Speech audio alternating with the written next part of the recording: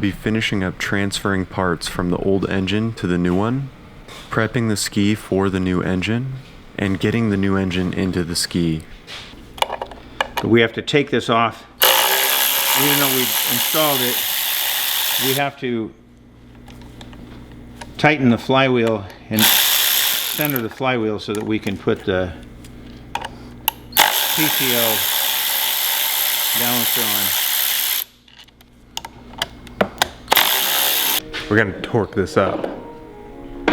The technique we settled on for torquing the PTO coupler and the flywheel was to use a torque wrench on the flywheel nut and a chain wrench on the PTO coupler and torque them simultaneously.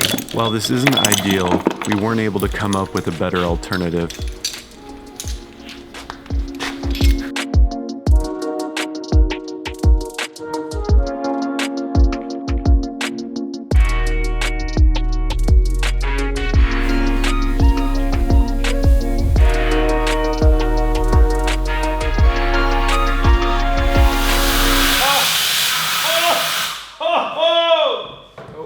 Going.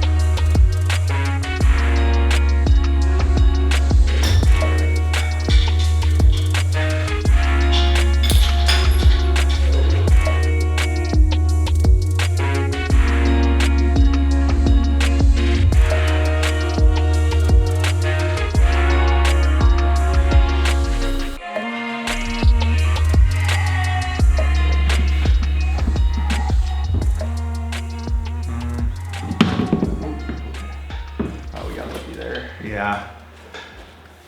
I'll stop right there for a minute. All right, so next, what should we do? Put the exhaust on now, or? You only. At least the manifold part. Okay.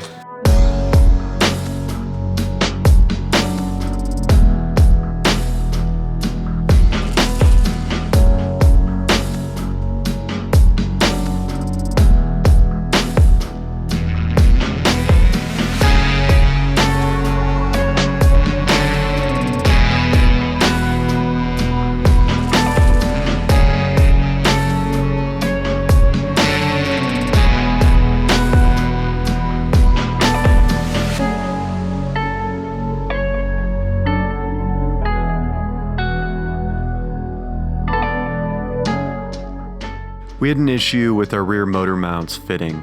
The new engine came with studs, and the old mounts were installed with bolts. Due to the geometry, they wouldn't fit, so we had to remove the studs and use the old bolts.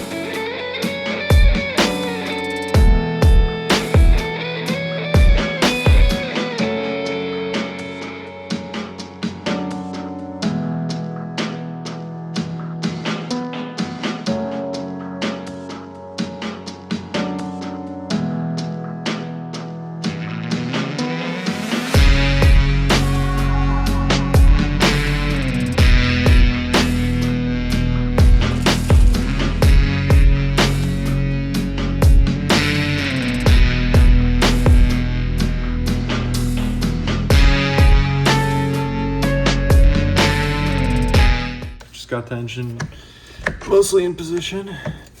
This first mount is touching. It's a little bit lopsided. So we're just gonna finish figuring out where all these hoses need to be routed. And then we should be able to get the engine actually bolted in. Take these hoses and route them on that side of the engine mount. There. This is oil to the bottom of the engine below the carb there. I'll position it in place. Let's go slowly down again. Okay, good enough. Stop.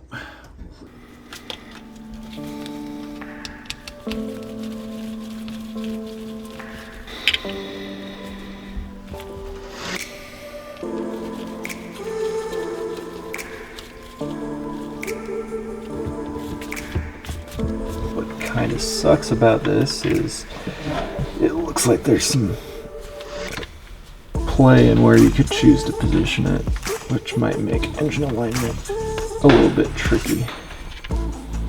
These areas here, put a zip strip underneath there and tie it to there, and here.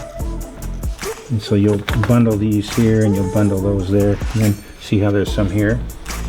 You put them there. Bundle my car. Wherever you see those.